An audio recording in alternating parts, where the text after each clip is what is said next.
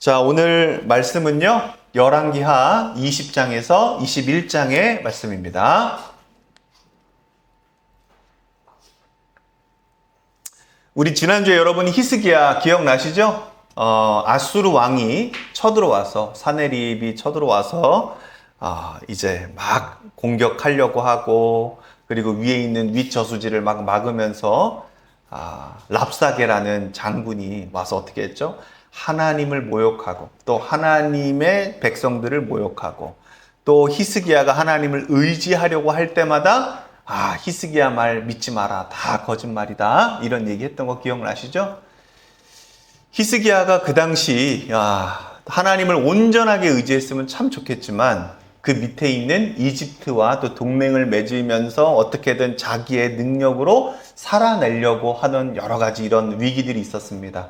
하지만 하나님은 히스기야의 기도를 들어주시고 하루 만에 죽음의 천사를 보내셔서 18만 5천 명의 아수르의 그런 군인들을 한 번에 단칼에 다 무찔러 주시고 물러나게 하셨습니다.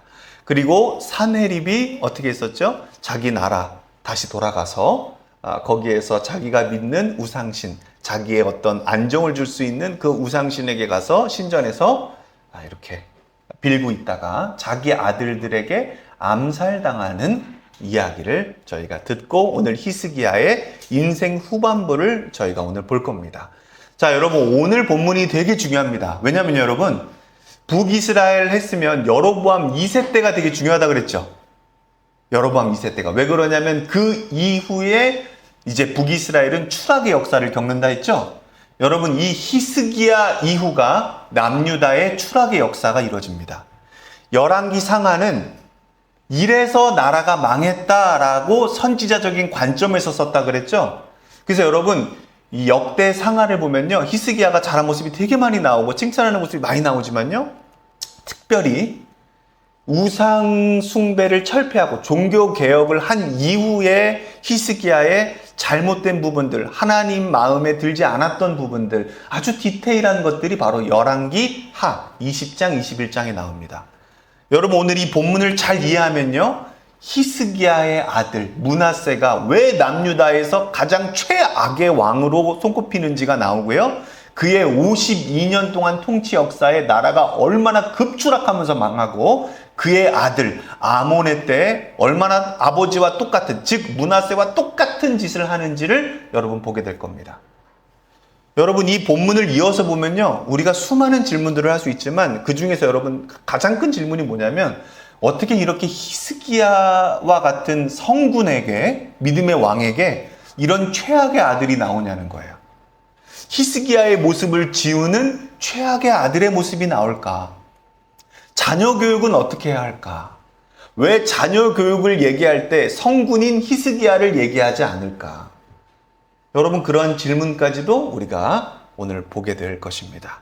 자, 먼저 히스기야의 자란 모습은 우리가 지난주에 그의 아버지 아하스 왕이 해놨던 모든 우상과 모든 신전, 잘못된 산당의 제사들을 다 깨부시고 오직 성전의 제사만 드릴 수 있게 했던 히스기야의 종교 개혁 이후에 아수르의 첫 번째 침공, 두 번째 침공 이후에 어떤 일이 벌어지는지가 오늘의 첫 본문입니다. 자, 함께 보시죠. 그림을 먼저 보면요, 유다 왕 히스기야가 이제 죽을 병에 걸렸습니다. 이제 하나님 이걸 어떻게 회복시켜 주시는지 먼저 봅시다. 자, 1절. 그 무렵에 라고 나오는데요. 같이 읽어봅시다. 시작. 그 무렵에 히스기야가 병이 들어 거의 죽게 되었는데 아모스의 아들 이사야 예언자가 그에게 와서 말하였다. 주님께서 이렇게 말씀하십니다. 내가 죽게 되었으니 내 집안의 모든 일을 정리하여라. 내가 다시 회복되지 못할 것이다. 자, 여러분, 저 한번 보세요. 히스기야의 아버지는 아하스 왕이라 그랬어요. 아하스 왕의 특기 중에 하나가 뭐라 그랬죠? 몰레기 제사예요. 몰레기 제사가 뭐죠? 자기 아들들을 똑똑하고, 오늘날로 말하면 서울대, 하버드 보내려고 어떻게 하는 겁니까? 최고의 대학을 보내고 최고의 직장을 보내고 최고의 지혜를 얻게 하려고 자기 아들을 죽이는 거예요. 자기 아들을. 어떻게 죽이죠? 불에 태워 죽이는 겁니다. 그러면 그나마 똑똑했던 아들의 지혜와 여러 가지 능력들이 다른 자녀들에게 내려간다라고 가장 앞서서 믿었던 사람이 히스기야의 아버지라고요. 히스기야의 아버지가 그 아들을 죽이니까 당연히 히스기야는 그 트라우마를 겪었을까요? 겪었다고 제가 얘기를 했죠. 자, 그리고 자기가 왕이 됐습니다. 그래서 가장 첫 번째 했던 게 자기 아버지를 망가뜨렸던 그 원인, 모든 우상들을 다 깨버리기 시작하고 종교 개혁을 일으키기 시작한 거예요. 그거 잘했죠? 그 이후에 여러분 사마리아, 북이스라엘이 멸망했습니다. 그리고 북이스라엘의 멸망을 타고 아수르가 1차 침입, 2차 침입을 했습니다. 자, 무슨 얘기냐? 여러분 보세요. 25세 때에 왕이 이제 아버지 아하스 왕으로부터 우상된 남유다를 종교개혁했습니다. 히스기야가. 그리고 39세 때까지 아수르가 1차 침공을 하고 2차 침공을 했는데 이거를 방어했습니다. 히스기야가 잘해서 방어한 게 아니라 기도해서 하나님이 살려주신 거죠. 여러분 18만 5천 명 한 칼에 죽음의 천사로 죽인 거 기억하시죠? 자, 39세 같은 해에 아수르 침공 방어 후에 사망 선고를 받습니다. 여러분 이 얘기가 무슨 얘기냐면요. 진짜 여러분들이 한평생 수고하고 하나님께 신실하게 하고 하나님께 깨끗하게 하려고 수고하고 모든 일들을 하나님 방향대로 다 가려고 했는데 이제 어느 정도 이뤄놓고 와 이제 좀 쉴 수 있겠다 하니까 사망 선고를 받은 거예요. 여러분 이런 게 히스기야의 인생이다 라고 1절은 과감하게 얘기하는 겁니다. 자, 그리고 이제 하나님 얘기하죠. 이사야를 통해서 네가 죽게 되었으니 네 집안의 모든 일을 정리해라. 여러분 이거는 무슨 얘기냐면요. 다음 왕 세워야 되잖아요. 후계자 세워야죠. 근데 이때까지만 해도 히스기야가 진짜 바빴나 봐요. 자녀가 없었어요. 자녀가. 회복을 명받고 3년 있다가 하나님이 15년 동안 살 수 있는 기한을 연장해 주시거든요. 그때 3년 후에 므낫세라는 아들이 생기고요. 15년 후에 히스기야가 죽어요. 그래서 므낫세가 12살 때 왕위에 오릅니다. 그러니까 이 1절에 그 무렵에 라는 뜻은요. 아직 후대를 이을 아들이 없었다는 거예요. 그러니 히스기야가 한평생 깨끗하게 하려고 하고 하나님의 뜻으로 하나님의 큰 기적도 보고 이제 이 나라를 멋지게 해봐야겠다라고 생각하던 그때에 하나님이 선지자를 보내 찾아오셔서 너 이제 죽어. 너 이제 다음 후계자를 정해야 돼. 근데 후계자도 없어요. 여러분 절망일까요? 절망일까요? 큰 절망에 빠진 거예요. 자, 2절입니다. 이 말을 듣고서 히스기야는 어떤 모습을 보이는지 한번 봅시다. 시작. 이 말을 듣고서 히스기야는 그의 얼굴을 벽 쪽으로 돌리고 주님께 기도하여 아멘. 네, 기도했다는 거예요. 여러분 절망이 빠질 때 방법을 찾지 말고 여러분 기도하시길 바랍니다. 답이 없어서 벽을 본 거예요. 답이 없어서. 근데 그 벽 위에 하나님이 계십니다. 가장 높은 보좌인 하나님께서 그 기도를 유도하신 거죠. 3절입니다. 아뢰었다. 시작. 아뢰었다. 주님께 빕니다. 제가 주님 앞에서 진실하게 살아온 것과 온전한 마음으로 순종한 것과 주님께서 보시기에 선한 일을 한 것을 기억해 주십시오. 이렇게 기도하고 나서 히스기야는 한참 동안 흐느껴 울었다. 예. 여러분 잘 보세요. 히스기야가 지금 하나님께 뭘 얘기하는지 한번 잘 보십시오. 첫 번째, 주님 앞에서 진실하게 살아온 것. 두 번째, 온전한 마음으로 순종한 것. 세 번째, 주님 보시기에 선한 일을 한 것. 여러분 다 뭐죠? 히스기야의 행위를 기억해 달라고 한 거예요. 히스기야의 행위를 기억하게 하나님 기억해 주세요 라고 얘기합니다. 여러분 이 기도가 이렇게 보면 은혜로워 보이고요. 이렇게 보이면 위험해 보입니다. 여러분 이게 잘 오늘의 포인트예요. 이 본문을 진짜 깊게 보는 거예요. 오늘 저희가. 여러분 이 기도가 과연 은혜의 기도인지 절실하게 했는데 이 기도 속에는 어떤 모습들이 담겨져 있는지 이게 진짜 순수한 하나님 앞에 은혜의 기도였는지 은혜를 간구하는 기도였는지 아니면 자신의 행위가 담겨져 있는 어떤 의에 찬 기도였는지 한번 돌아보라는 거예요. 여러분이 이제 앞으로 죽을 날이 다가왔을 때 하나님 제가 이렇게 착하게 산 거 뭐 이런 거죠. 하나님 제가 지금까지 단 한 주도 빼놓지 않고 설교했던 거를 기억해 주시옵소서. 제가 제 거를 아끼지 아니하고 지금까지 남들에게 다 퍼줬던 것들을 기억해 주시옵소서. 라고 얘기할 때 과연 여러분들이 저의 유언적인 기도를 듣고 아멘 하면서 은혜를 받는지, 아니면 저 목사님이 마지막 끝날 때 다 돼가지고 왜 이렇게 자기가 했던 행위를 얘기하는 거야? 아니 그냥 하나님이 하셨다라고 하면 안 돼? 왜 하나님이 하신 일에 왜 이렇게 자기를 계속 껴? 주어 동사가 왜 하나님이지? 목사님 왜 그러실까? 돌아가실 때가 돼서 그런가? 여러분 오늘 어떤 관점으로 봐야 하는지를, 하나님은 이걸 어떻게 해석하시고 어떻게 이해하시는지를 여러분 한번 보시라는 거예요. 네. 자, 한참 동안 흐느껴 울었다. 4절입니다. 이사야가 시작. 이사야가 궁전 안뜰을 막 벗어나려 할 때에 주님께서 이사야에게 말씀하셨다. 5절 시작. 너는 되돌아가서 내 백성의 주권자인 히스기야에게 전하여라. 내 조상 다윗 돌본 나 주 하나님이 말한다. 내가 기도하는 소리를 내가 들었고 네가 흘리는 눈물도 내가 보았다. 내가 너를 고쳐주겠다. 사흘 뒤에는 내가 주의 성전으로 올라갈 수 있을 것이다. 네. 여러분 첫 번째 히스기야가 했던 그런 기도 속에는요, 이게 히스기야의 행위를 나타내는 것 같아 보이지만 하나님이 그걸 어떻게 받아주셨냐면요, 하나님의 주권을 인정하는 기도로 받아주셨다는 거예요. 무슨 얘기냐면요, 지금까지 히스기야가 이렇게 살아온 것은 하나님이 이렇게 하셨기 때문입니다. 하나님은 내 생명의 주관자고 선악의 심판자입니다. 하나님은 나의 주인이십니다. 라는 것들을 구했던 기도라는 거예요. 그러니까 하나님이 이 왕이 진짜 내 백성의 주권자구나. 야, 멋있다 히스기야야. 내가 너의 기도를 들었다. 네 평생 나의 스토리가 있었구나. 그래, 알았어. 내가 너의 기도하는 소리를 들었고 네가 흘리는 눈물도 내가 보았다. 내가 너를 고쳐주겠다. 너는 사흘 후에 다시 성전으로 올라갈 수 있을 것이다. 예. 하나님은 하나님의 주권을 인정하는 히스기야의 기도의 고백을 들으시고 하나님은 그를 내 백성의 주권자로 표현하십니다.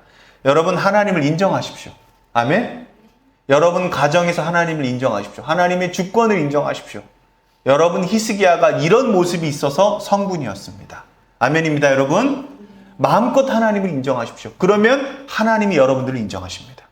하나님의 주권을 인정하는 여러분들 되시길 축복합니다.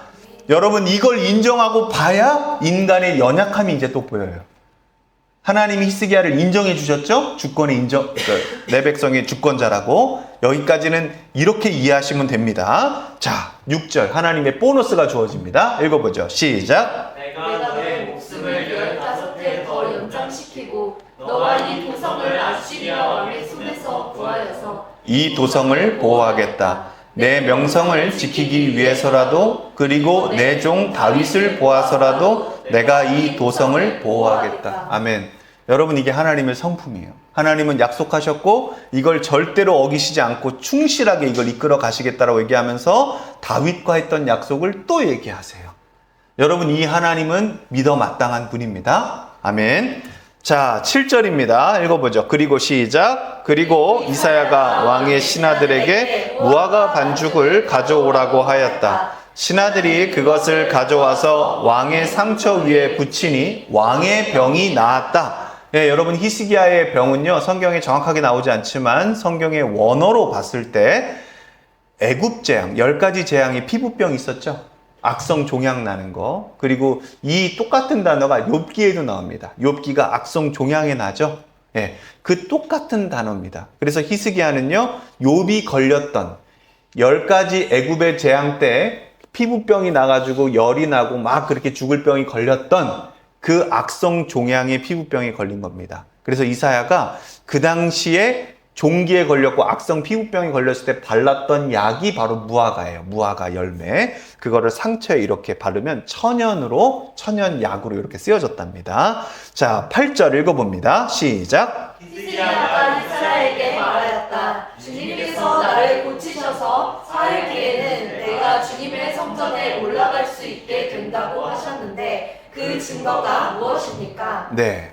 여러분, 히스기야가 병이 왜 걸렸는지, 악성 피부병이 왜 걸렸는지에 대한 내용은 얘기하지 않습니다. 하지만요, 이 본문 뒤 이후에는 히스기야가 이제 하나님께 혼나고 심판받는 장면이 나옵니다.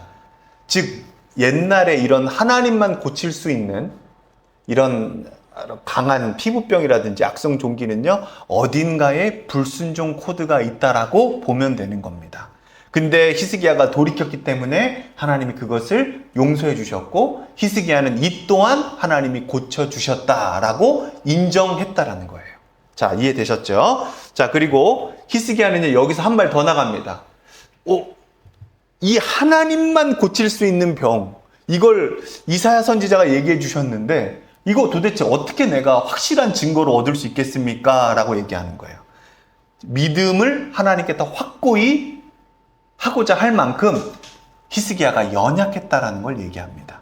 하나님이 이 연약함을 그래도 받아주세요. 자, 그 증거가 무엇입니까? 라고 하는데 여기서부터 재미난 표현이 나옵니다. 자, 9절입니다. 읽어보죠. 시작. 이사야가 대답하였다. 주님께서 그 약속하신 바를 그대로 이루실 것을 보여주는 증거가 여기에 있습니다.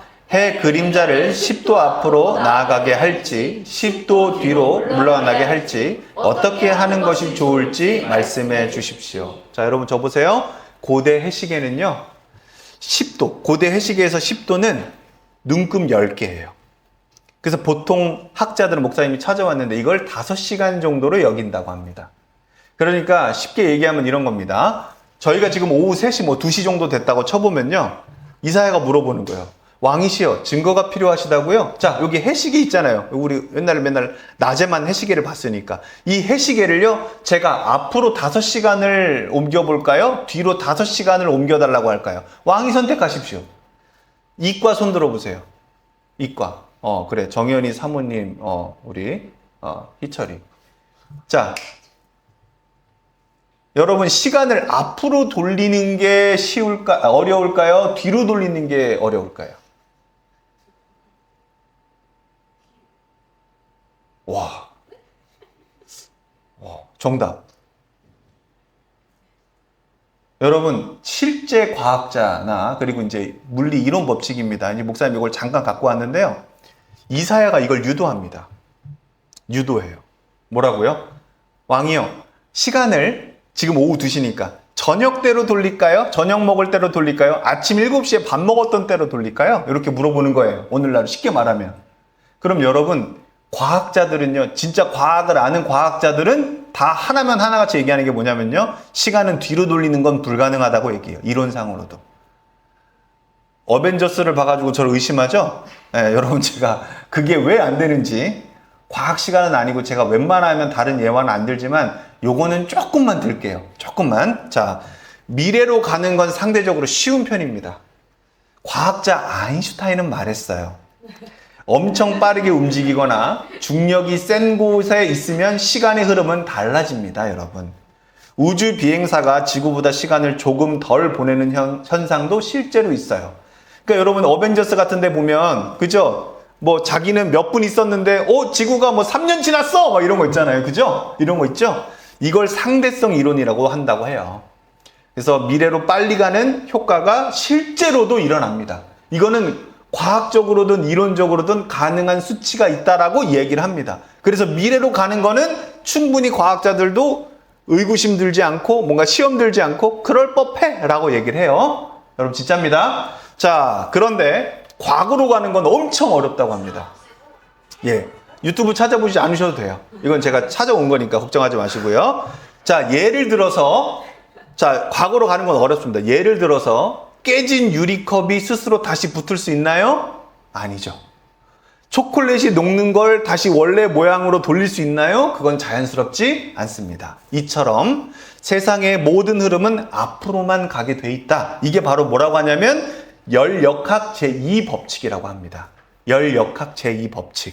여러분, 고개 드세요. 자연은 정돈된 상태에서 혼란된 상태로 계속 가게 된다라는 걸 얘기해요. 그러니까 여러분, 이런 거죠. 여러분 방에 책상이 있습니다. 그 책상 처음에는 잘 정돈돼 있죠. 근데 그거 점점 어지러지죠. 그거 스스로 제 상태로 돌아와요? 안 그러죠.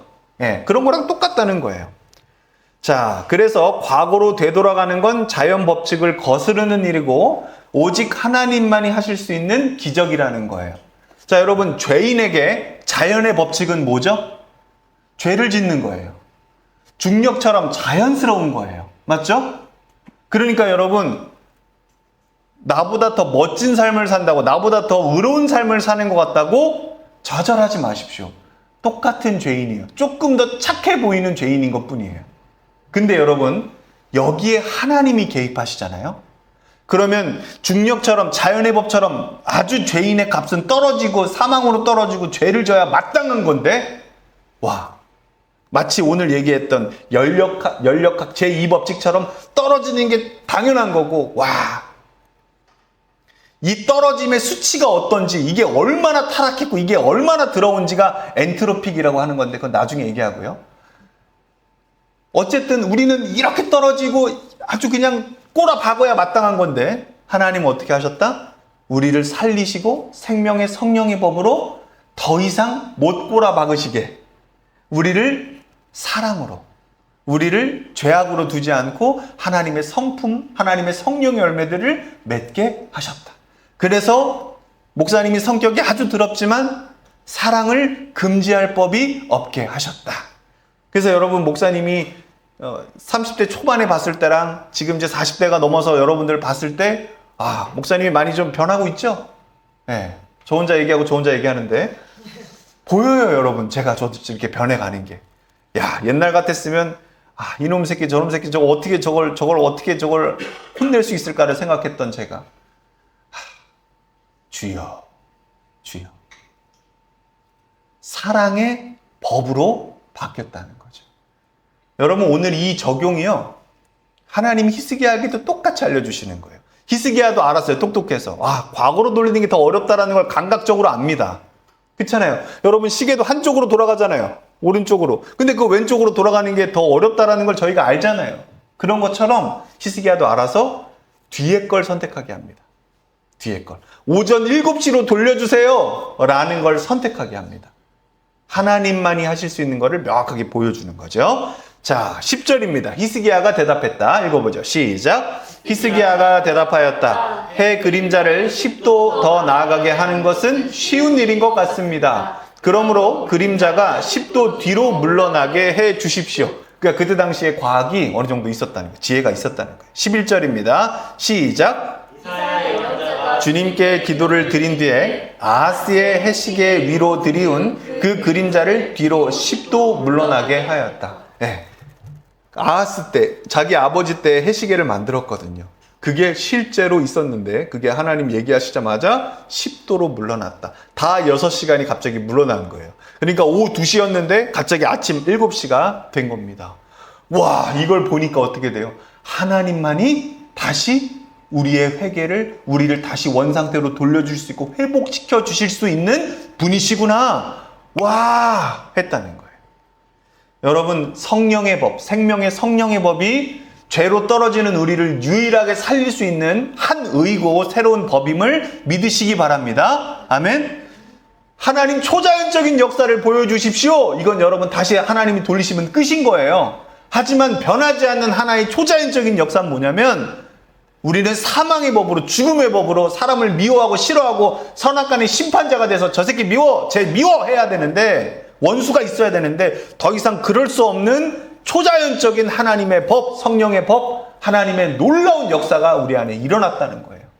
그러니 여러분, 해를 뒤로 물러나게 해주십시오, 저에게 또 다른 징표를 주십시오라고 말하지 말고, 내 안에 계신 성령님, 제 안에 성령의 생명의 법을 믿습니다. 그게 나에게 가장 뛰어난 법임을 믿습니다 라고 확신하고 하나님께 영광 올리는 여러분들 되시길 축복합니다. 아멘. 좋습니다. 이제 여러분, 오늘의 본문에 이제 포인트가 나와요. 자, 봅시다. 히스기야 왕의 자만이에요. 여러분, 이 자만이 뭔지를 오늘 정확하게 먼저 알아야 그 뒤에 므낫세의 교만을 이해하게 됩니다. 오늘 여러분 각자 자기를 자만 테스트를 한번 해보시길 바라고요. 교만 테스트를 하길 바래요. 왜냐하면 여러분 자만도 그렇고요, 교만도 그렇고요, 절대 자기가 스스로 알 수 없고 하나님의 말씀이 비쳤을 때만 이게 효과를 나타내기 때문입니다. 저도 하고 왔는데 여러분 오늘 꼭 이거 한번 말씀을 비춰서 보시길 바랍니다. 자, 이 그림은요, 바벨론의 왕이 이제 이 남유다 히스기야 왕한테 와가지고 진짜로 아수르 어떻게 이겼어요? 아수르 진짜 쉽지 않고, 사실 저도 아수르 왕이 저를 쫓아냈거든요. 그래서 제가 지금 저 시골 가서 엘람 가가지고 지금 살고 있는데, 저 지금 복수하고 싶은데 아니 어떻게 두 번이나 쳐들어온 걸, 와, 그거 다 버티셨어요? 노하우 좀 알려주십시오. 어떤 무기 쓰셨어요? 어떤 전략으로 하셨어요? 그거 저 한번 다 보여주시면 안 돼요? 도대체 남유다의 시스템은 뭡니까? 어떻게 저 강한 아수르를 지금까지 버텨내셨죠? 그리고 심지어 이집트도 안 도와줬다면서요. 18만 5천 명을 어떻게 단 하루에 깨부셨죠? 저 이거 좀 알려주십시오. 저 지금 못 사는데 제가 완벽하게 힘을 키워서 저 골칫덩어리는 아수르 원수 제가 갚아줄게요. 여러분, 이러한 내용들이 유치되는 회의가 오늘 남유다의 히스기야 때 이 성전에서 일어납니다. 왕궁에서 일어나고요. 자, 이걸 하나님이 자만이라 하시는데 자만에는 어떤 모습들이 있는지 한번 보십시다. 12절입니다. 그때 읽어봅니다. 시작. 그때 발라단의 아들 바빌로나의 무르닥 발라단 왕이 히스기야가 병들었다는 소식을 듣고 신서와 예물을 히스기야에게 보내왔다. 자, 여러분, 이 20장 1절에도요, 그 무렵에라고 하죠. 지금 이 새로운 내용이 바뀌면서도 그때라고 합니다. 여러분 잘 들으셔야 돼요. 히스기야 때는요, 하나님이 히스기야에게 계속해서 주시는 게 있어요. 히스기야는요, 구분을 못해요. 지금 이미 계속해서 하나님이 하신 일에 자기를 녹이고 있어요. 자기를 녹이고 있다고요. 하나님이 하신 일에 자기의 업적을 계속 녹이고 있는 게 있어요. 그러니까 하나님이 하신 역사들을 구분을 못해요. 다 자기를 계속 끼워 넣고 있어요. 그래서 하나님이 지금 이거를 마치 급박하게 흐르는 것처럼, 구분을 못하는 것처럼 그 무렵에 그때라고 계속 얘기하고 계시는 거예요. 여러분 잘 이해하세요. 진짜 너무 중요해요. 자기가 지금 뭘 하고 있는지가 너무 중요하기 때문에 하나님이 하시고 여시고 맺는 거, 하나님이 이렇게 여시고 맺은 거를 자기가 못 느껴요. 다 자기가 하고 있는 거예요, 지금. 그러니까 하나님이 그 무렵에 그때라고 강조하시면서 히스기야가 모든 하나님의 영광을 자기 쪽으로 지금 이끌고 있구나라는 것들을 이 단어 하나에 유추할 수 있게 하고 지금 계속 그렇게 신호들을 주는 거예요. 자, 이때 바빌론의 무로닥 발라단 왕이라는 사람이 왔어요. 히스기야에게 병들었다는 얘기를 듣고 이제 친서와 예물을 하려고 왔는데, 여러분 이거는요, 완전히 스파이 짓 하려고 온 거예요. 자, 첫 번째, 이 사람은 아수르에게 왕자를 빼앗기고 메소포타미아에 있는 엘람이라는 도시로 망명 신청을 하고 거기서 받아들여진 왕이에요. 그러니까 아수르로 인해서 쫓겨난 왕입니다. 그러니까 복수심이 얼마나 많겠어요? 사네립의 2차 침공을 막은 히스기야의 전투 경험과 원조가 갈급한 상황이에요. 그래서 이거 받고 이 노하우 뺏으려고 온 겁니다. 그러니까 완전 산업 스파이, 군수 스파이 다 하러 온 거예요. 근데 히스기야가요, 이걸 빨리 깨달았어야 되는데 어떻게 하냐면 자기의 하나님이 하신 일을 이제 자기가 모든 영광을 취하면서 모든 기밀, 모든 노하우 다 풀어버립니다. 왕궁의 설계도까지도 다 하나하나 다 알려줘요. 이래서요, 결국 남유다는 미리 얘기하지만 이 바벨론한테 망합니다. 여러분 이 장면이 세계사의 한 장면이에요.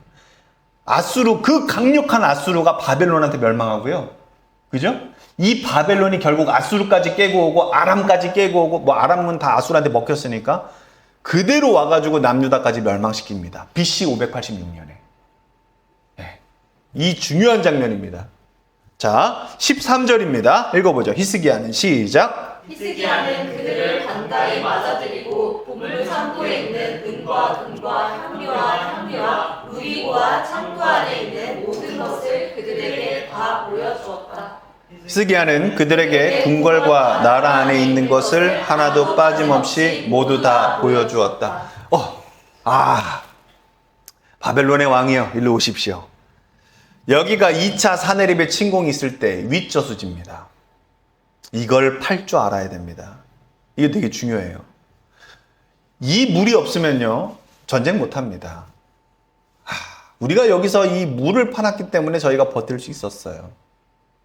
하나님 하셨던 일을요, 여러분 싹 없애버립니다. 하나님이 하신 모든 영광된 일, 하나님이 성품으로 이들을 다 깨부시고 하나님을 무시했기 때문에 하나님이 그를 무시했고 그를 벌하셨는데 그 내용은 1절 없습니다.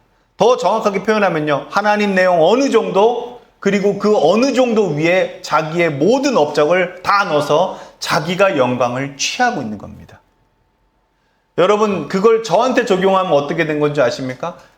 하나님이 예술교회를 이렇게 만들어주셨고 여러분들을 보내주셨습니다.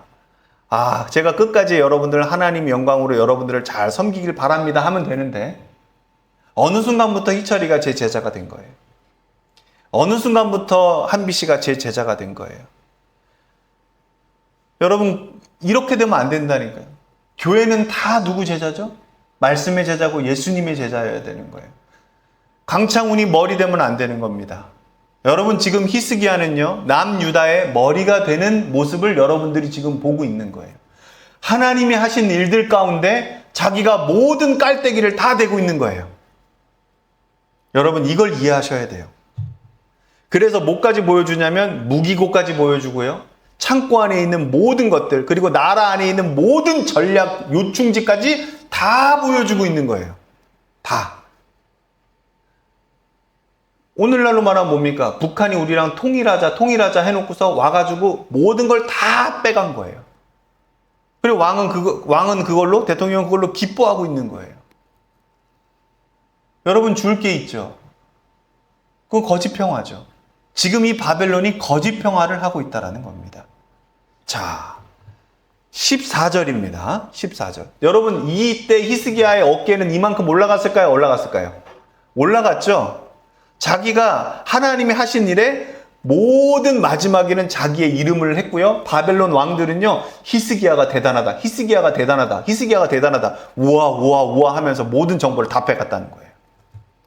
이걸 가슴 아파하시는 분이 누구시냐? 하나님이에요. 14절, 그때 또 나옵니다. 그때 읽어보죠. 시작. 그때 이사야 예언자가 히스기야에게 와서 물었다. 이 사람들이 무슨 말을 하였습니까? 이 사람들은 어디에서 온 사람들입니까? 히스기야가 대답하였다. 그들은 먼 나라 바빌로니아에서 온 사람들입니다. 여러분, 이때 히스기야는 자만해서 스스로 자기를 높여서 영적 분별력이 없었다는 거예요. 그러니까 어떻게 합니까? 그때 아주 상황이 긴박하게 흘러간다는 거예요. 이게 무슨 상황인지를 왕으로서 이해를 못한다는 거예요. 하나님께 묻질 않아요. 여러분, 예전에 전쟁했을 때 하나님께 기도하고 하나님께 물었죠. 자기 병 걸렸을 때 하나님께 물었죠. 지금 이때는 하나님께 묻질 않아요. 여러분, 앞으로 목사님이 하는 모든 일에 하나님께 묻기를 여러분 기도해 주십시오. 아멘입니까, 여러분? 아멘입니다, 여러분. 우리 앞으로 정연이 하나님 글로벌하게 많이 써주실 텐데 해외 출장 갈 때마다 하나님께 먼저 묻고 가는 정연이가 되시길 축복해요. 일이 열어진다고, 하필인 그때 이게 나타났잖아. 와, 이렇게 됐잖아. 근데 지금 왜? 내가 무슨 잘못이에요? 이사야 선지자? 아니, 저 하나님 얘기했어요. 지금 그게 문제가 아닙니다, 왕이시여. 큰일 났습니다. 하나님의 허락이 있었습니까? 어떻게 성전에 있는 보물, 하나님이 지혜로 주셔서 만드셨던 모든 업적들을 다 산업 스파이처럼 흘려보내십니까? 히스기야는요, 여러분, 이게 지금 무슨 상황인지 모르고 어안이 벙벙한 거예요. 우리 한별이 요즘 취업 준비하는데 하나님께 묻고 하시기를 축복합니다. 여러분, 우린 이렇게 살 때가 많아요.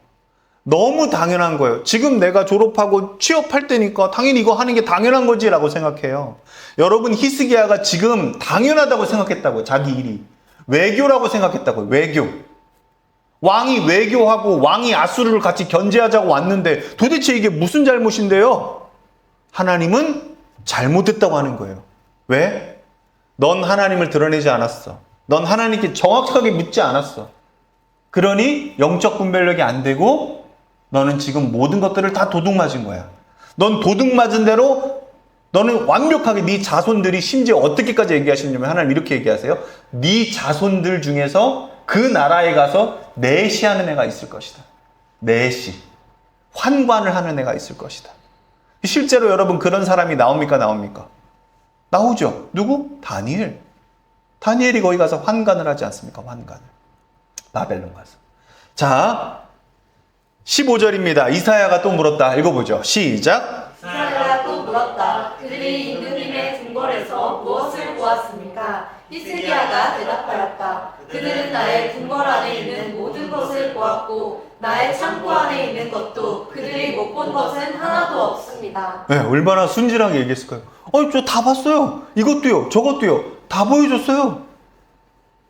그들이 못 본 것은 하나도 없습니다. 16절 이사야가 얘기합니다. 시작. 이사야가 히스기야에게 말하였다. 주님의 말씀을 들으십시오. 17절 이건 이제 심판입니다. 읽어보죠. 시작. 그날이 다가오고 있다. 그날이 오면 내 왕궁 안에 있는 모든 것과 오늘까지 내 조상이 저장하여 놓은 모든 보물이 남김없이 바빌론으로 옮겨갈 것이다. 주님께서 또 말씀하십니다. 네. 18절 시작. 너에게서 태어날 아들 가운데서 더러는 포로로 끌려가서 바빌론 왕궁의 환관이 될 것이다. 19절입니다. 시작. 히스기야가 이사야에게 말하였다. 예언자께서 전하여 준 주님의 말씀은 지당한 말씀입니다. 히스기야는 자기가 살아있는 동안만이라도 평화와 안정이 계속된다면 그것만으로도 다행이라고 생각하였다. 와, 여러분 충격이죠? 여러분 저 좀 봐주세요. 여러분 남유다에서 다윗 다음으로 그래도 좀 잘하지 않았나? 라는 성군의 모습 중에 망하는 이야기, 망하는 키포인트가 여기 나오는 거예요. 지금 이사야 선지자가 얘기해 줬는데요. 히스기야가 회개해요, 안 해요? 안 해요. 뭐라고 하는 줄 아십니까? 하나님의 말씀대로 될 것입니다. 하지만 제가 왕하는 만큼, 이 왕의 시기만큼은 그래도 왜 저한테 15년 정도는 이렇게 살 수 있다고 생명 연장을 해주셨잖아요. 네, 그죠? 요 15년 안만큼은 망하지 않고 평화가 좀 오게 해주십시오. 이렇게 이사야랑 이야기를 했다는 거예요. 딜을 했다는 거예요. 여러분 히스기야가 보입니까, 여러분? 하나님께 묻지 않았고요. 나중엔 회개하지 않고 딜하는 모습이 보이십니까? 여러분 이 모습 오늘 우리 잘 봐야 돼요. 자만 지금 테스트하고 있는 겁니다. 자만. 자, 이제 조금만 더 읽어봅니다. 20절 자만 테스트 조금 더 이따 할게요. 20절 시작. 히스기야의 나머지 행적과 그가 누린 모든 권력과 어떻게 그가 저수지를 만들고 수로를 만들어서 도성 안으로 물을 끓여 들였는지는 유대왕 역대 지략에 기록되어 있다. 자기가 한평생 잘한 일들 다 퍼줘서 그게 결국 약점이 됩니다. 여러분 이 저수지에 독 풀면 어떻게 되죠? 다 죽습니다. 그러니까 문을 열 수밖에 없어요. 자기가 한평생 하나님 앞에 지혜받아서 한 모든 업적이 여러분 나중에 심판받을 때 아주 불리한 위치가 됩니다. 안타깝죠. 21절입니다. 히스기야가 시작. 히스기야가 그의 조상과 함께 누워 잠드니 그의 아들 므낫세가 그의 뒤를 이어 왕이 되었다. 자, 여러분 이제 보십시다. 히스기야는요, 하나님 앞에 기도했던 왕이지만 기도하지 않았을 때에는 하나님의 평가는 뭐냐면요, 그가 자만했다라고 얘기하는 거예요.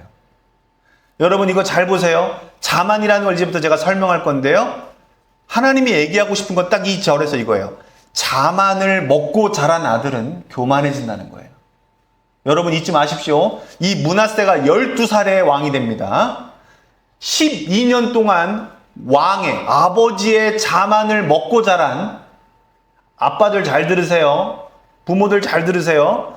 자만을 먹고 자란 사람들은 철저하게 교만해진다라는 거예요. 이게 아주 정확한 메시지로 두 세대에 거쳐서 나옵니다.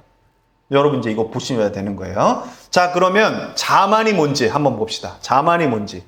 우리 노란색 글씨 위에 있는 것만 같이 읽어봅니다. 시작. 하나님보다 자신을 사랑하는 마음. 아멘. 여러분, 자만이 뭐냐면요, 이런 겁니다. 여러분, 지금까지 하나님이 여러분들을 보내주셨어요. 제가 진짜 오늘 얘기합니다. 저 수고 많이 했어요. 여러분들 쉽지 않았습니다. 진짜로요. 저 열심 여러분들이 몰라주면 진짜 여러분들은 사람도 아닙니다. 제가 여러분들 새벽마다 정말 여러분들 위해서 피눈물 흘렸습니다. 저 그래서 이 자리가 되게 서운합니다. 기가 차죠? 여러분 기가 차죠? 그런데 여러분 왜 기가 차는 줄 아세요? 여러분들은 말씀이 있어서 그래요. 그래서 제가 처음부터 초두에 제가 자만할 수 있는 사람이라 여러분들에게 제가 이럴 때마다 뭐라고 해주시고 이럴 때마다 얘기해 주시고 저도 이걸 굉장히 두려워하면서 살고 있어요. 왜 그러냐면 교만은 어디서 나오냐면 이 자만에서 나와서 그래요. 잊지 마십시오. 여러분, 교만은 한 번에 오지 않아요. 자만이 썩을 때 교만이 되는 겁니다. 여러분 이걸 잘 깨달으시기 바랍니다. 여러분 잊지 마십시오. 하나님이 하신 일에 사람이 깔때기 꽂고 사람이 그 자리에 앉고 모기처럼 하나님 하신 은혜를 누리면 되지. 그 자리에 자기가 앉아 있잖아요. 자기가 어떻게 하려고 하잖아요. 안 되는 거예요. 마치 아까 히스기야가 어떻게 했어야 되죠? 하나님이 하신 일들을 말했어야죠. 그들이 하나님을 경외할 수 있고 하나님의 성품을 볼 수 있게끔 얘기했어야 되는데 그래야 바벨론이 하나님 나라가 될 수 있는데 그 기회를 완전히 날려버린 거야. 하나님을 얘기하잖아요. 하나님을 적당히 얘기하고 이 모든 지혜는 자기의 지혜에서 나왔다고 얘기하는 거예요. 희철이 공부할 때 좀 공부 열심히 해야지. 당연하지. 학생의 본분이니까. 근데 모든 것들의 끝에 자기의 욕심과 자기의 뜻이 있으면 안 되는 거예요. 여러분 기도해 주십시오.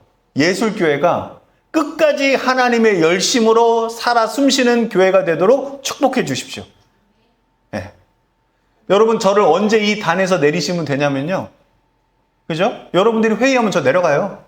네. 회의하고 저건 좀 아닌데 하면 여러분 저는 힘이 없어요. 정관이 그렇게 써놨어요. 어떻게 하면 되죠? 어떻게 하면 여러분 제가 내려가면 될까요? 제가 어느 때 내려가면 될까요? 제가 계속 하나님이 하셨습니다. 하나님이 하실 겁니다. 하나님이 이루실 겁니다. 라는 얘기를 안 하고 제가 해왔습니다. 여러분 앞으로도 제가 이뤄갈 겁니다. 여러분 이렇게 얘기를 하고 여러분들을 계속해서 설득하고 있다면 저 있을 때 해도 되고 없을 때 해도 되고 있을 때 하면 그때는 제가 맛이 가서 시끄럽겠죠. 없을 때 회의하고 쫓아내세요. 그러셔도 됩니다. 왜냐? 이 교회는 제 게 아니라 그래요. 하나님 겁니다. 여러분 블라스도 마찬가지고 오두도 마찬가지고 하나님이 여러분들에게 주신 그곳 하나님이 여러분들을 보내신 그곳 학교든 솔실회든 어디든 여러분 끝까지 하나님이 주셨고 끝까지 하나님이 이뤄가실 거고 끝까지 하나님이 완성하실 거라는 이 잣대가 없으면 이 기준이 없으면 여러분들은 100% 자만해질 겁니다. 할렐루야. 보여줄게요. 자, 바벨론은 같이 읽어보죠. 시작. 바벨론은 사신을 보내며 외교적 제스처를 취했지만 히스기야는 자신의 부와 힘을 과시함. 기도해서 병이 나았고 하나님의 기적으로 아수르도 물리쳤는데 그 모든 은혜의 중심인 하나님은 사라지고 자신의 성취를 자랑함.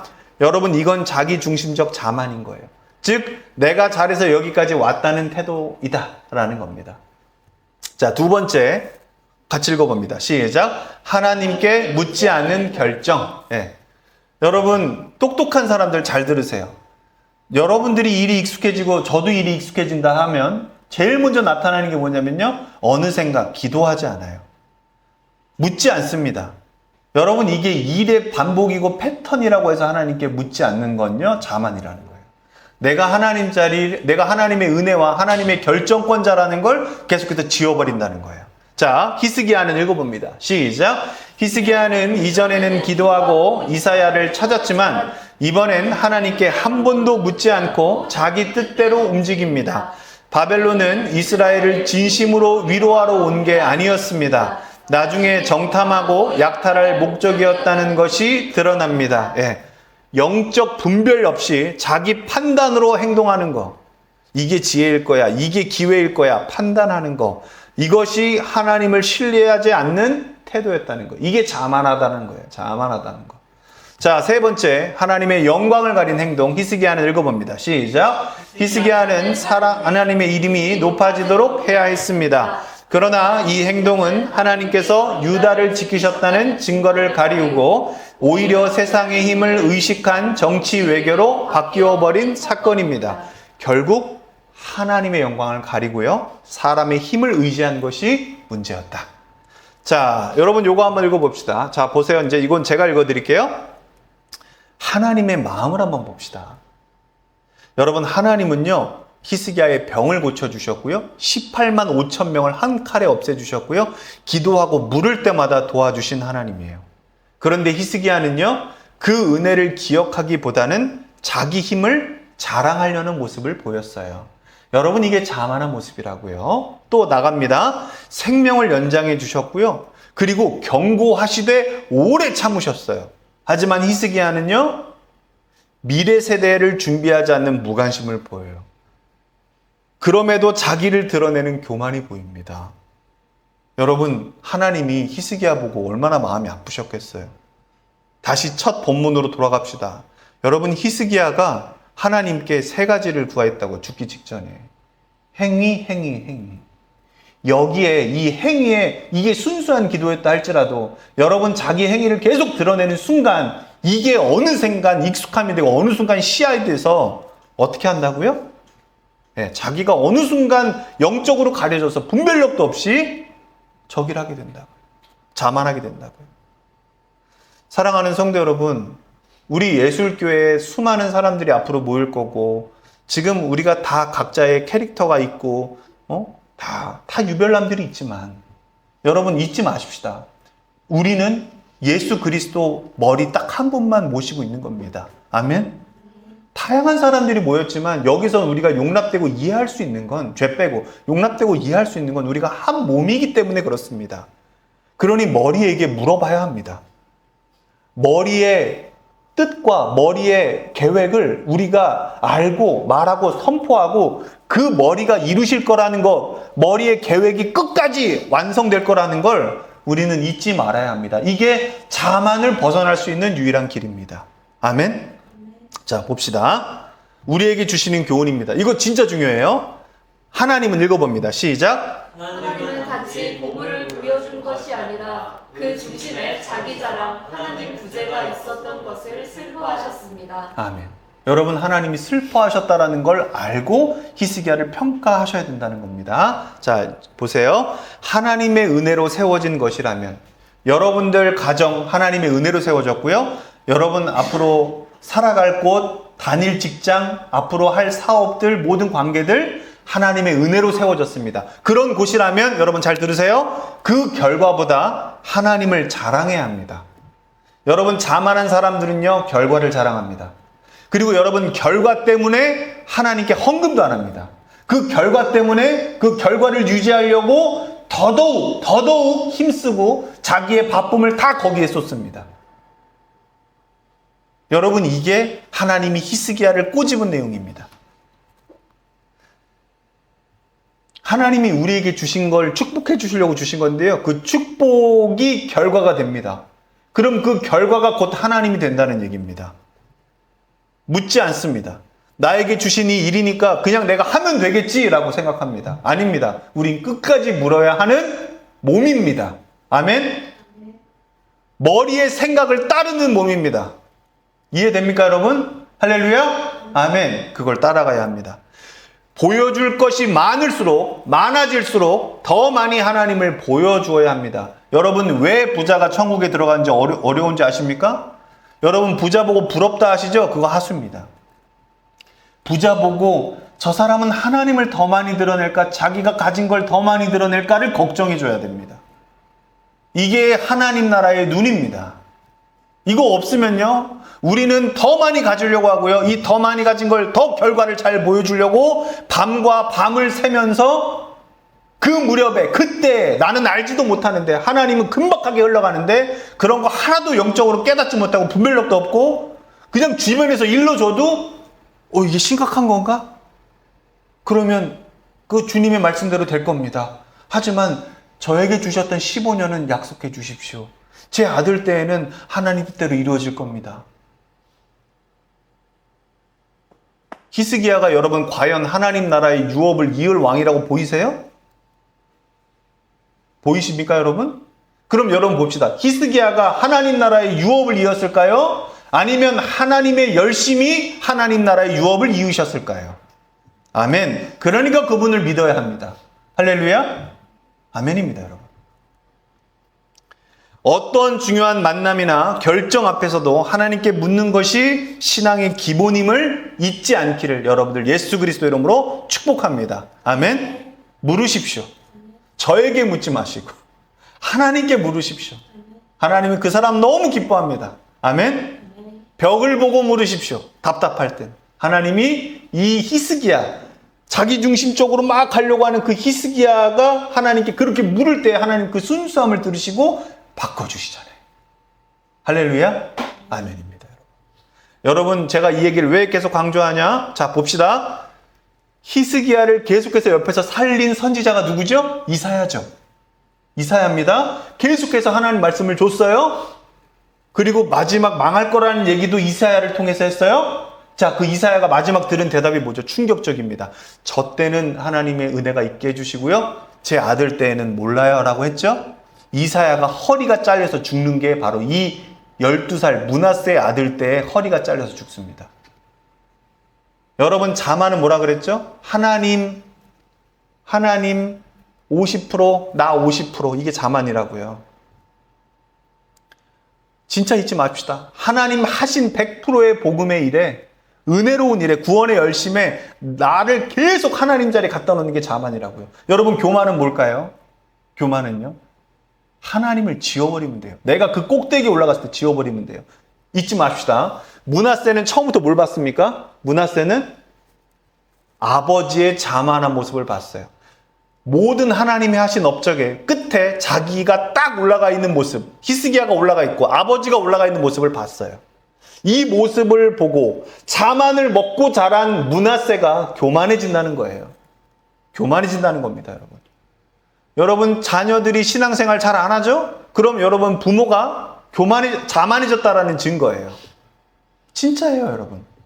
너무 신기한 겁니다. 자만을 벗어날 수 있는 방법은 딱 하나입니다. 사랑하는 성도분 따라합시다. 하나님 앞에 머무르는 시간이 많아지는 것이다. 아멘. 자만을 벗어날 수 있는 방법은 딱 하나예요. 하나님의 임재 안에 내가 머물러 있는 거예요. 여러분 그게 유일한 해독제입니다. 자기가 빨리 하나님 자리에서 내려오는 거예요. 교만은 뭐라고요? 하나님 자리가 있는지도 몰라요. 다 지워버리는 거예요. 자기가 하나님 대에 앉아 있는 거예요. 자, 이제 여러분 므낫세 왕 볼 겁니다. 이거 충격적입니다, 여러분. 자, 지금 므낫세가 뭐 하고 있죠? 자기 할아버지가 하던 거, 아하스가 하던 거, 또 자기 자식을 갖다 바칩니다. 그리고 여러분, 요거 지금 금송아지 누가 세웠던 거죠? 여로보암이 세웠던 거죠. 북이스라엘 왕. 그죠? 그 여로보암이 하던 거, 아합이 하던 거, 다 갖고 와가지고 하지 말라는 것만 다 합니다. 이게 므낫세의 모습입니다. 자, 봅시다.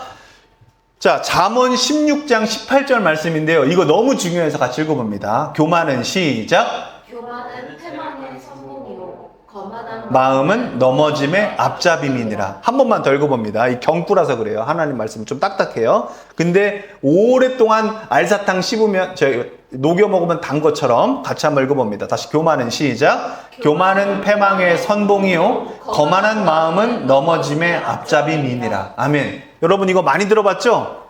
많이 들어봤을 거예요. 그러면 여러분 인생 좀 우여곡절이 많았던 건데, 자 여러분 봅시다. 거만한 마음은 넘어짐의 앞잡이래요. 넘어짐의 앞잡이. 여러분, 거만한 마음이 자만입니다. 히스기야가요, 거만한 마음이었어요. 자만한 마음이었어요. 그래서 뭘 했냐? 넘어짐의 앞잡이였어요. 먼저 넘어졌어요. 그 모습을 바라본 아들 므낫세가 자만의 모습만 바라보고 그 양식을 먹었어요. 열매를. 그러니 뭐가 됐냐? 교만해졌어요. 여러분, 이 교만은 뭐에, 망하는 거에 가장 으뜸이래요. 그러니까 여러분, 히스기야는요, 아들을 걸려 넘어지게 한 거예요. 걸려 넘어지게. 빨리 넘어지게 했어요. 그러니까 12살에 왕이 되자마자 어떻게 됐다? 완전히 교만해서 이제 하나님을 지우는 일이 됐고, 망하는 추락의 역사, 남유다의 추락의 역사가 지금 시작됐다라는 겁니다. 자, 자만은 은혜를 잊은 자아 중심이고 히스기야였고요. 교만은 하나님을 밀어낸 자기 신격화였다. 그게 바로 므낫세였다. 요겁니다. 자, 요것도 한 번만 간략하게 봅니다. 여러분, 기본 뜻, 자만은 자기 자신을 자랑하는 거고요. 계속 얘기합니다. 교만, 스스로를 높이고 남과 하나님을 무시하는 거예요. 자, 히브리어는요, 높이다, 자랑하다가 자만이고요. 교만은 뻣뻣하고 완강함, 반역적인 뉘앙스를 띄웁니다. 위치, 하나님의 은혜 위에 자기를 올려놓은 듯한 그림이 자만이고요. 교만은 하나님 자체를 밀어내고 자기가 그냥 자기 중심이 된 게 바로 교만입니다. 자만의 안타까운 모습은요, 결과는 하나님의 경고를 놓치고요. 교만은 하나님을 대적하거나 우상숭배로 흐릅니다. 이해되셨죠? 그러니까 히스기야는 우상숭배까지는 안 간 거예요.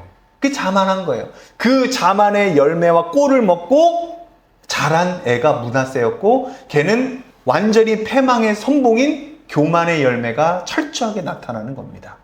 자, 핵심 차이 요약입니다. 요거 되게 디테일해서 계속 보겠습니다. 자만, 내가 조금 잘했지. 교만, 하나님 없어도 돼. 이렇게 발전되는 겁니다. 자, 태도, 은혜를 잊어버려요. 여러분, 열심히 일하고 있고 하는데 은혜를 계속 잊어버린다는 건 내가 자만하다는 증거예요. 교만은 은혜를 거부합니다. 표현, 자기 자랑, 이렇게 해봤는데 이렇게 됐어. 뭐 했어. 이런 게 다 하나님 빼고 자기를 얘기하는 게 자만이고요. 판단 착오를 많이 일으킵니다. 이 기회가 나한테 이렇게 좋은 거였는데. 판단 착오를 일으켜요. 바벨론이 이렇게 와서 나에게 좋은 일이 일어날 줄 알았는데 판단 착오를 일으켜요. 이게 나에게 기회일 줄 알았는데 세상에 하나님이 싫어하는 것들이었어요. 이렇게 영적 분별력이 없어요. 그래서 하는 내내 은혜가 없어요. 힘들어요. 자기 위로를 계속하고요. 주변에서 계속 이사야 선지자 같은 사람들이 얘기해요. 야, 너 이렇게 하면 안 돼. 너 이렇게 하면 안 돼. 근데 그 사람은 꿋꿋이 써서 자기를 변명하기 시작합니다. 다 주변은 안 된다고 하는데 자기를 변호하기 시작해요. 여러분, 이게 자만의 모습들 중에 하나라는 거예요. 교만입니다. 반역하고 대적하고 고의적으로 완전히 패역한 모습을 보입니다. 자만은 영적 무감각하고 타락의 시작이 되는 거예요. 교만은 하나님의 심판이 되고 멸망의 가속화가 됩니다. 여러분, 이 모습이 뭔지, 자만의 모습은 히스기야를 통해 배우셨죠? 이제 교만의 모습을 므낫세를 통해 보면 되는 겁니다. 교만은 자만의 열매입니다. 이렇게 자라나는 거예요. 자, 이제 드디어 읽겠습니다. 21장 1절입니다. 시작. 므낫세 왕이 되었을 때 12살이었다. 그는 예루살렘에서 55해 동안 다스렸다. 그의 어머니는 헵시바이다. 네, 이 교만한 왕이 52년이나 다스렸다는 거예요. 그럼 여러분, 남유다가 이때 철저하게 망가졌을까요? 철저하게 망가졌을까요? 완전히 철저하게 망가진 겁니다. 네, 남유다에서 제일 나쁜 왕 누구예요? 라면 므낫세요 라고 해도 될 정도예요. 2절입니다. 시작. 므낫세는 주님께서 보시기에 악한 일을 하였다. 네, 대놓고 얘기합니다. 그는 시작. 그는 주님께서 이스라엘 자손이 보는 앞에서 쫓아내신 이방 사람들의 역겨운 풍속을 따랐다. 이건 가나안 옛 원주민들, 하나님이 죄가 많아서 토해버리고 싶어서 토해버린 그들의 모든 역사들을 다 가져와서 여기다 다 다시 52년 동안 뇌리에 새겨놨다는 거예요. 백성들에게. 3절 시작. 그는 아버지 히스기야가 헐어버린 산당들을 다시 세우고 바알을 섬기는 제단을 쌓았으며 이스라엘 왕 아합이 한 것처럼 아세라 목상도 만들었다. 그는 또 하늘의 별을 숭배하고 섬겼다. 네, 여러분 북이스라엘 이야기하면서 기억나시죠? 여로보암이 갔던 길을 따랐다 했는데 갑자기 하나님이 더 나쁜 놈이 나타났다. 그게 아합이었다. 그래서 아합의 길을 따랐다 라고 했죠. 북이스라엘의 최고 빌런 아합이었는데 그죠? 예. 남유다 최고 빌런이 아하스인 줄 알았는데 웬걸 그의 아들 히스기야가 자만으로 시작해서 자만에 꽂힌 교만의 아들을 낳았는데 그게 누구였냐? 므낫세였다. 하지 말라는 걸 했다. 그리고 아세라 목상도 자기가 직접 만듭니다. 그리고 하늘의 별 숭배하고 섬겼다. 이제 더 나갑니다. 아직 안 끝났어요. 하나님의 나쁜 평가가. 4절 시작. 또 그는 주님께서 일찍이 내가 예루살렘 안에 나의 이름을 두겠다 하고 말씀하신 주님의 성전 안에도 이방신을 섬기는 제단을 만들었다. 네, 여러분 하나님의 이름을 둔다라는 건 하나님의 거룩한 성품이 나타나게 하겠다라는 건데요. 얘는 이게 싫은 거예요. 그래서 어떻게 합니까? 하나님을 완전히 지워버리고 완전히 하나님의 성품들까지 지워버리는 우상들을 적재적소에 다 배치해뒀다라는 겁니다. 아버지가 한평생 해놓은 그 가장 큰 업적인 산당들을 다 무너뜨렸는데 더 좋게 지어버렸다. 52년 동안 내가 왕 역할이 제일 기니까 난 내가 하고 싶은 대로 다 할 거야 라고 이렇게 해놨다는 겁니다. 5절입니다. 시작. 주님의 성전 안팎 두 뜰에도 하늘의 별을 섬기는 제단을 만들어 세웠다. 네, 성전 안에 지금 이상한 짓거리를 다 해놓고 막 하늘신, 달신, 별신, 와, 이 제단 우상신들 다 갖다가 이렇게 해놨다는 거예요. 6절 시작. 그래서 그는 자기의 아들들을 불살라 바치는 일도 하고 점쟁이를 불러 점을 치게도 하고 마술사를 시켜 마법을 부리게도 하고 악령과 귀신을 불러내어 물어보기도 하였다. 이렇게 하여 그는 주님께서 보시기에 악한 일을 많이 하여 주님께서 진노하시게 하였다. 예, 여러분 사울왕이 더 착해요. 그죠? 이 정도면 사울왕이 착한, 사울왕은 그래도 어떻게 합니까? 점 보는 애한테 찾아가서 죄책감이라도 좀 갖잖아요. 두려워도 하잖아요. 얘는 별의별 걸 다 하는 거예요. 자기 아들 불살라 바치고, 점쟁이 부르기죠. 마술사, 악령, 귀신 불러내죠. 이렇게 하여서 그는 주님 보시기에 악한 일을 많이 했다. 여러분, 이 중에 율법대로라면 하나라도 하면 돌 맞아 쳐 죽어야 되거든요. 모든 율법에서 하지 말라는 세트들을 다 가져와서 그것도 어디에서 했다? 하나님의 성전에서 했다. 이게 므낫세다. 이게 교만이다. 그러니까 여러분, 너 왜 이렇게 교만하냐라는 말은 여러분 이렇게 함부로 쓰는 게 아닙니다. 대부분 우리는 자만한 걸 교만하다고 부릅니다. 자만은 회개하면 돼요. 교만도 회개하면 되는데 교만은 하나님을 몰라요. 지워버려요. 하나님을 지우는 자들은요, 여러분 하나님이 심판하십니다. 이게 큰 비극인 거예요. 7절입니다. 그는 시작. 그는 자신이 손수에게 만든 아세라 목상을 성전 안에 세웠다. 그러나 이 성전은 일찍이 주님께서 이 성전을 두고 다윗과 그의 아들 솔로몬에게 말씀하실 때 내가 이스라엘의 모든 지파 가운데서 선택한 이 성전과 이 예루살렘 안에 영원토록 내 이름을 두겠다. 8절. 그리고 그들이 내가 그들에게 명한 계명과 내 종 모세가 그들에게 명령한 율법을 성실히 지키기만 하면 이스라엘이 다시는 내가 그들의 조상에게 준 이 땅을 떠나서 방황하지 않게 하겠다 하고 말씀하신 그곳이다. 예. 그러나 읽어보죠. 시작. 그러나 그 백성들은 이 말씀에 복종하지 않았다. 오히려 므낫세는 주님께서 이스라엘 자손의 면전에서 멸망시키신 그 이방 민족들보다 더 악한 일을 하도록 백성을 인도하였다. 네. 여러분 진짜 끔찍한 게 아세라 목상을요, 지금까지 손수 만든 왕이 없었거든요. 자기가 손수 만들어서 하나님 하시고자 하시는 모든 일을 다 가로막았다. 하나님의 성품으로 통치되는 하나님 나라가 아닌 모든 것이 자신의 나라, 언약이 절대로 이루어질 수 없게끔 모든 것들을 디자인하고 브랜딩했다. 오늘날로 말하면 아주 나쁜 놈이었다. 그리고 백성들이 다 이걸 따를 수 있게끔 52년 동안 가스라이팅과 정치와 모든 인프라를 다 그렇게 만들었다. 10절 아직 안 끝났어요. 시작. 그래서 주님께서는 주님의 종 예언자들을 시켜서 이렇게 말씀하셨다. 유다의 므낫세 왕이 이러한 역겨운 풍속을 따라 그 옛날 아모리 사람이 한 것보다 더 악한 일을 하고 우상을 만들어 유다로 하여금 죄를 짓도록 잘못 인도하였으므로 주 이스라엘의 하나님이 말한다. 내가 예루살렘과 유다에 재앙을 보내겠다. 이 재앙의 소식을 듣는 사람은 누구나 가슴이 내려앉을 것이다. 13절. 내가 사마리아를 잰 줄과 아합궁을 달아본 추를 사용하여 예루살렘을 심판하겠다. 사람이 접시를 닦아 엎어놓은 것처럼 내가 예루살렘을 말끔히 닦아내겠다. 여러분 13절은 아합의 이야기를 여러분 보셔야 돼요. 북이스라엘 멸망할 때 하나님이 호세아 선지자와 아모스 선지자를 보내서 계속해서 어떤 환상을 주셨죠? 여러 가지 환상을 주셨지만 그 중에서 여러분 추 달았던 거 기억하세요? 우리 건축할 때 이렇게 딱 추를 달아서 이렇게 딱 그 수직과 수평을 재잖아요. 그런데 이스라엘이 이렇게 휘어버려 가지고 이거는 다시 세울 수 없고 헐어버리고 다시 지어야 되는 이야기들을 우리가 이제 소선지서들 배울 때 했었습니다. 기억나시죠, 여러분? 여로보암 2세 했을 때 했었습니다. 아합 때도 했었고요. 자, 여기서 진짜 중요한 메시지가 뭐였냐면요, 여러분. 요겁니다. 아합 때처럼, 여로보암 2세 때처럼 지금 완전히 기울어지고 있다는 거예요. 누가? 남유다가. 므낫세 때 이렇게 됐다는 겁니다. 그래서 하나님이 분노하셨다. 자, 몇 절까지 읽었죠? 15절까지 읽었죠? 15절 읽을 차례인가요?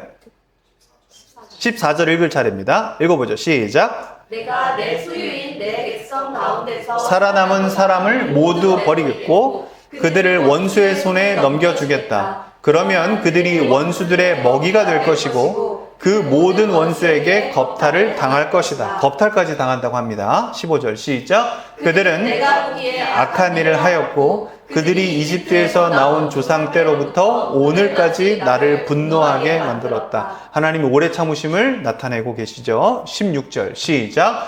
더욱이 므낫세는 유다로 하여금 나 주가 보기에 악한 일을 하도록 잘못 인도하는 죄를 지었으며 죄 없는 사람을 너무 많이 죽여서 예루살렘이 이 끝에서부터 저 끝에 이르기까지 죽은 이들의 피로 흠뻑 젖었다. 네, 므낫세는 사람들을, 죄 없는 사람들을 또 많이 죽였습니다. 이게 교만해진 거죠. 17절 시작. 므낫세의 나머지 행적과 그가 저질러 놓은 일과 그가 지은 모든 죄는 유대왕 역대 지략에 기록되어 있다. 18절 시작. 므낫세가 죽어서 그의 조상과 함께 누워 잠드니 그의 궁궐 안에 있는 웃사의 정원에 장사 지냈다. 그리고 그의 아들 아몬이 그의 뒤를 이어 왕이 되었다. 네, 여러분 아몬 이야기까지 볼 건데요. 아몬은 하나님이 똑같아서요 쓰지 않으십니다. 2년밖에 왕을 안 하고 얘도 백성들에 의해서 살해당합니다. 자, 한번 보죠. 19절입니다. 시작. 아몬의 왕이 되었을 때 22살이었다. 그는 예루살렘에서 2해 동안 다스렸다. 그의 어머니 모술레멧은 요빠 출신 하루스의 딸이었다. 그는 아버지 므낫세처럼 주님 보시기에 악한 일을 하였고 그의 아버지가 걸어간 길을 모두 본받았으며 그의 아버지가 섬긴 우상을 받들며 경배하였다. 자기 아버지가 52년 동안 하나님 싫어하는 일만 최고로 했고 모든 업적을 그렇게 다 했어요. 그의 아들 아몬이 할 땐 여러분 얼마나 더 아주 그냥 하나님 보시기에 마음 아프고 얼마나 더 음란하고 더러웠겠습니까? 자, 이제 여러분 남유다에서 없었던 일이 벌어집니다. 아합의 왕조, 하나님의 말씀을 떠나고 교만했던 자들의 왕조에서 일어나는 일들이 이제 이 아몬의 때 일어났는데 백성들이 쿠데타를 일으킵니다. 지금까지 다윗의 왕조를 이렇게 봤을 때 백성들이 그렇게 해서 죽인 저기 사례들은 없었거든요. 근데 여러분 이제 아합의 왕조처럼 그냥 저 왕은 더 살아서는 안 돼. 저 왕은 너무 악해. 라고 해서 쿠데타를 해서 죽여버립니다. 그런데 또 그 왕을 죽였다라고 쿠데타를 일으킨 사람들을 죽인 사람이 또 나타납니다. 그게 아몬이 했던 모든 일들의 평가입니다. 자, 읽어보죠. 22절 시작. 그리고 조상 때부터 섬긴 주 하나님을 잊어버리고 주님의 길을 따르지 아니하였다. 결국 아몬 왕의 신하들이 그를 반역하고 궁 안에 있는 왕을 살해하였다. 그러나 그 땅의 백성은 아몬 왕을 반역한 신하들을 다 죽이고 아몬의 뒤를 이어서 그의 아들 요시아를 왕으로 삼았다. 네. 여러분 말하면 뭐예요? 그래도 하나님이 다윗의 보좌, 다윗의 왕자를 계속해서 있게 해주신다는데 어떻게 그 왕을 죽일 수 있어? 라는 사람들이 아직 있었다는 거예요. 하나님이 다윗과 맺은 하나님의 성품은 변하지 않는다는 그 편에 서서 있던 아직 타락하지 않은 사람들이 있었다라는 것들을 얘기해주고 있는 것입니다. 자, 급추락으로 가지만 이제 하나님이 또 하나님의 사람을 준비하시는데요. 여러분 그 사람이 누구냐면 바로 다음 왕인 요시아입니다. 여러분 요거 되게 재밌어요. 요시아는 또 종교 개혁을 일으키는 거고요. 자기 할아버지 므낫세 때 율법을 다 없애버렸거든요. 율법을 다 지워버리고 없애버리고 어디다 숨겨놨었어요. 그걸 요시아 때 발견해서 다시 한번 종교 개혁이 이루어집니다. 여러분 진짜 하나님 나라 망한 것 같지만 하나님은 끝까지 교만하지 않고 자만하지 않는 겸손한 자를 한 사람 찾으십니다. 그게 우리가 다음 주에 볼 요시아입니다. 요시아. 네, 우리 마지막 절 읽겠습니다. 아몬에 대한 평가 25절 26절 읽고 찬양하고 마치겠습니다. 25절 시작. 아몬이 한 나머지 모든 일은 유다와 역대시락에 기록되어 있다. 그는 이스라엘 정원에 있는 그의 묘지에 안장되었다. 그의 아들 요시아가 그의 뒤를 이어 왕이 되었다. 네, 좋습니다. 여러분 오늘 포인트가 뭐죠? 자만, 교만입니다.